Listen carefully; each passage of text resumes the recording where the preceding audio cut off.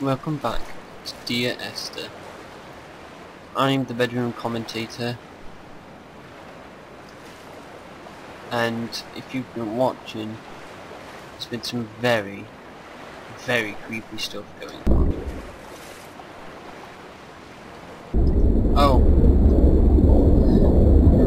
I can't swim out to sea. I simply sink. Come back. Then I'm unsure of where to go. Do I head back?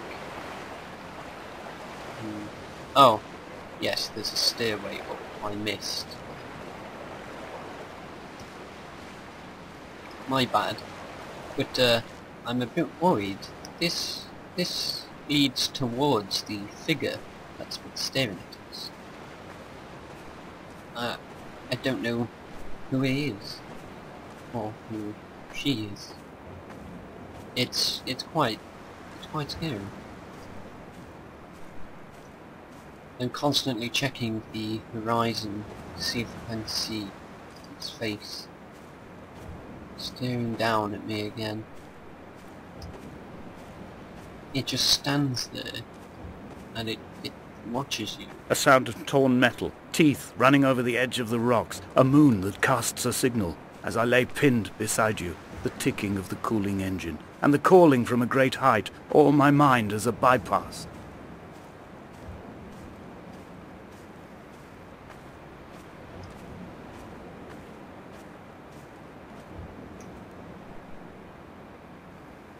There is the figure, standing on the cliff edge.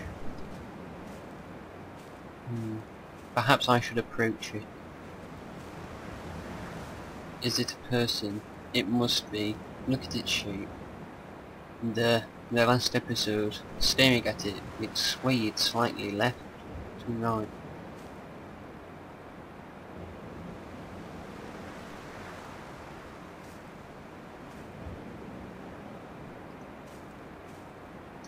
I'm fearful about approaching it.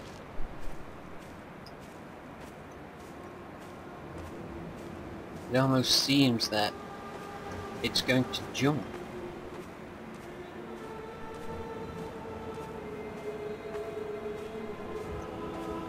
I've begun my voyage in a paper boat without a bottom. I will fly to the moon in it. I've been folded along a crease in time, a weakness in the sheet of life. Now you've settled on the opposite side of the paper to me. I can see your traces in the ink that soaks through the fibre, the pulped vegetation. When we become waterlogged and the cage disintegrates, we will intermingle. When this paper aeroplane leaves the cliff edge and casts parallel vapor trails in the dark, we will come together. Where did it go? Did it jump? I don't see its body. It's gone. Maybe I jump. Maybe that's how I end. I jump.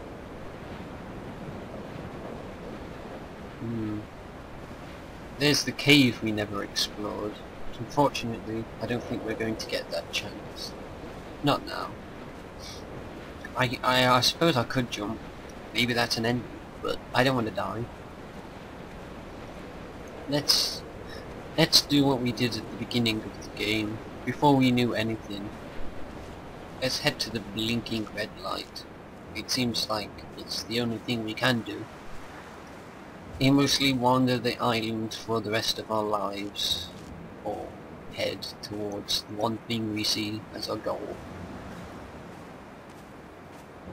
It directed me at the beginning of the game, and so shall do that now.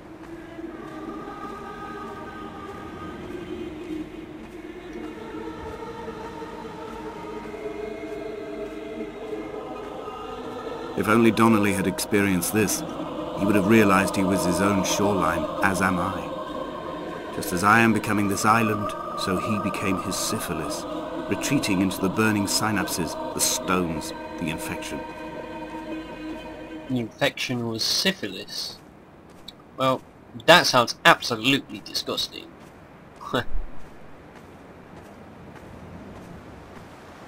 There was more writing on the wall.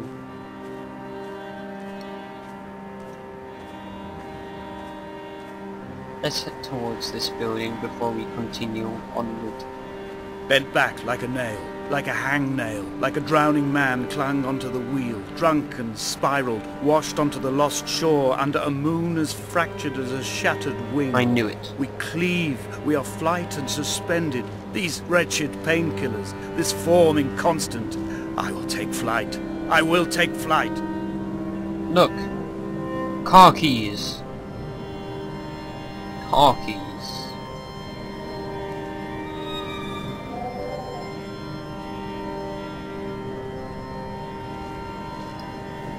I am absolutely certain of what happened now.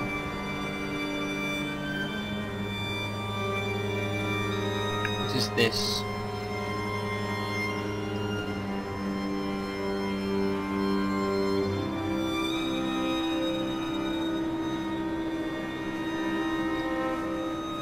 I was responsible for a death and I feel guilty.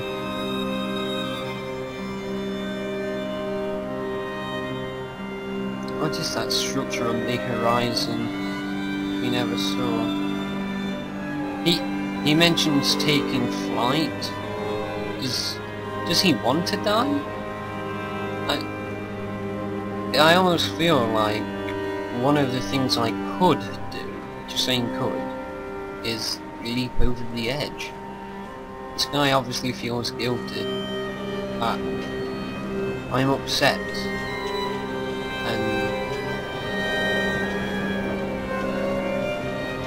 instead I'll just head towards the blinking red light.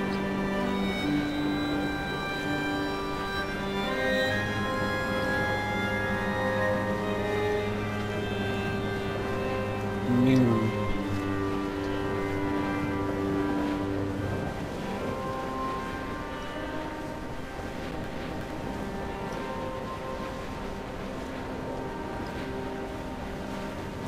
And could not see.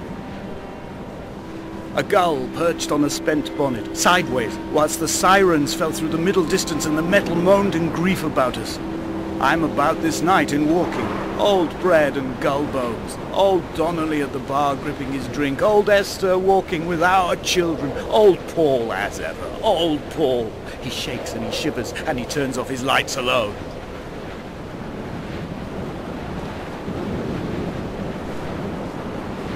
The entire family has died.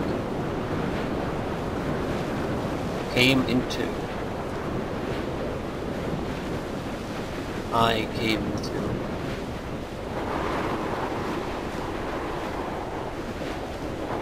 Damascus.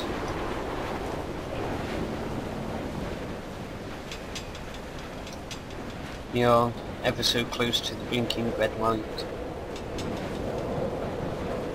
Maybe we'll get a definite answer to our question.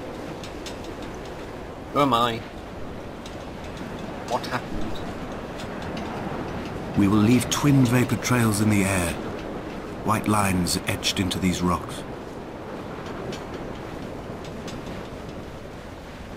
Dear Esther, I have burnt my belongings, my books, this death certificate. Mine will be written all across this island. Who was Jakobsen? Who remembers him? Donnelly has written of him, Jakobsen. But who was Donnelly? Who remembers him? I have painted, carved, hewn, scored into this space all that I could draw from it. I'm going to kill myself, it seems. There will be another to these shores to remember me. I will rise from the ocean like an island without bottom, come together like a stone, become an aerial, a beacon, that they will not forget you. We've always been drawn here. One day the gulls will return and nest in our bones and our history. I will look to my left and see Esther Donnelly flying beside me. I will look to my right and see Paul Jakobsen flying beside me. They will leave white lines carved into the air to reach the mainland, where help will be sent.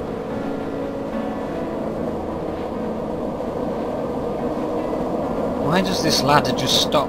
Oh, never mind. He jumped. Now's a good time to tell him he can't fly. I guess the guilt got to him.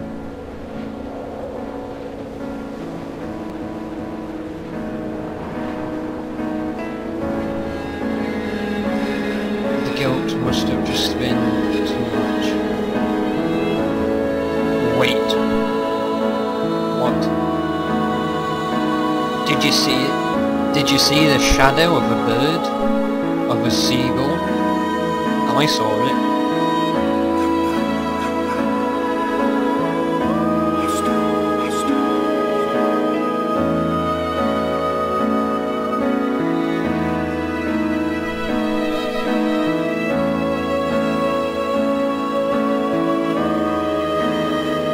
Was I a bird?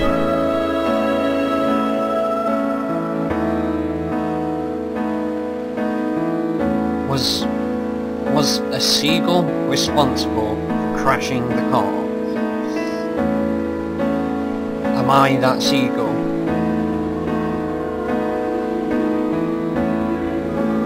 Oh no, wait. No. I probably just splattered on the ground and this is a seagull flying by.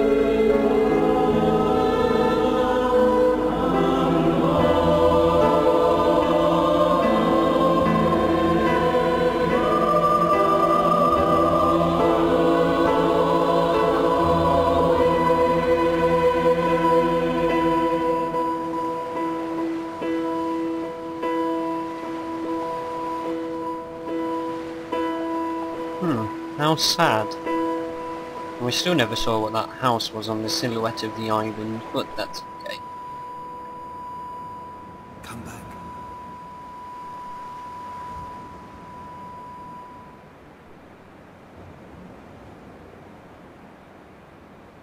Well, one of two things happened. Either I was a guy, I splattered on the floor, and the seagull flew past. The second idea would that I was a seagull, and then that just sounds crazy, so yeah, that's probably not it at all. Unless it was just simply symbolism.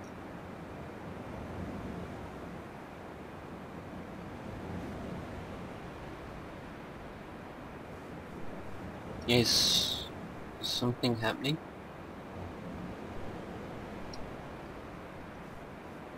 No, I can't seem to do anything.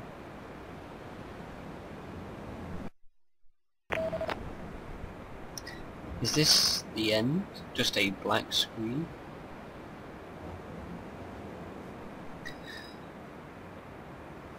It seems like this is the end. I died. Well, that was an incredibly amazing story and an incredibly amazing game. I'm looking forward to the Amnesia creators and the creators of this game getting together and making another Amnesia game. It's going to be truly spectacular, and I don't think I'm ever going to get an answer, though maybe I'll play it again to see if the stories or the visual cues are different. I guess the story is always going to be the same. I guess what happens will always be the same, but the visual cues might be different. The ultrasound and the woman, but we never got a clue that she was our wife or sister or related in any way. The ultrasound hints that she was pregnant. The eggs in that crow's nest thing, well, just a bird's nest, they seem for children, I assume. Unborn children. So, there was the figure on the cliff that disappeared. We never knew who that figure was. It looks like someone else jumped off the cliff to kill themselves, and we followed soon after. I don't know what it was, what the reference to the seagulls are. It almost seems like, from what we heard, that a seagull landed on the car, he was drinking, and so the car crashed, and everyone died but him. He returned to the island, he's all alone, the guilt gets to him, and he kills himself. And then there's my, like, insane person's idea that he was a seagull all along, but no, that that would just literally be stupid. Because we had footsteps and a torch in our hand. Maybe it was like a cartoon, who knows. Very gripping actually, and I really am thinking about playing it again and seeing if we can get any more visual cues out of it. Maybe, like, what is the chemistry? That's one of the big things that never got answered. Why is the chemistry drawn everywhere? What's all these chemicals? Why is there things like nerves and synapses and things drawn in places? What do they have to do with anything? The electrical equipment. What does all this have to do with anything? Is it just showing, this is my fault, the chemicals was alcohol, it was ethanol, the biological part was nerves. One of the pictures showing like ethanol on a nerve, I'm thinking it's showing like, because of the alcohol, his nerves got affected. That's how I think those two are related. And the electrical equipment, a car, maybe? There was also a drawing that kind of looked like a bacteria or something. That was syphilis, I assume. Who had syphilis again? I don't remember. And why is syphilis important? What's the reference to the electronics? Or is that the car, maybe? The seagulls, the woman, who are these people? How is it related? We didn't find out in this playthrough, but it says on Steam every playthrough is unique with the randomly generated audio and visuals, so I'm going to play again at some point, and I'm going to see if I can piece together what actually happened. And if I do, I'll post a video. Maybe I'll like re-record me finding something new every time. And I'll post a video, like a montage, like I found this and this and this, showing you. And I will post that video and say, look, this is what I think happened. I wonder if I'm right. But other than that, this episode's over because, well, we're dead and you're staring at a blank screen and listening to my voice. Although, you know, that's not too bad. So I thank you very much for watching this series of videos, or at least this video. If you've watched this one and not the others, then I recommend going back and watching the others, otherwise you'll have no idea what's going on. But thanks for watching anyway, and I'll see you next time.